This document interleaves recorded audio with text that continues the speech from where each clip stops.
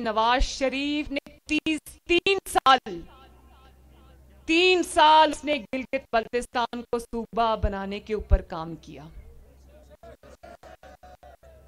کسی گیدڑ کے اعلان کرنے سے یہ بات نہیں بنے گی. اب انشاءاللہ اس پہ کام بھی نواز شریف نے کیا اور آپ لوگ دیکھیں گے, دنیا دیکھے گی کہ انشاءاللہ تعالی گلگت بلتستان کو صوبہ بھی انشاءاللہ نواز شریف بنائے گا.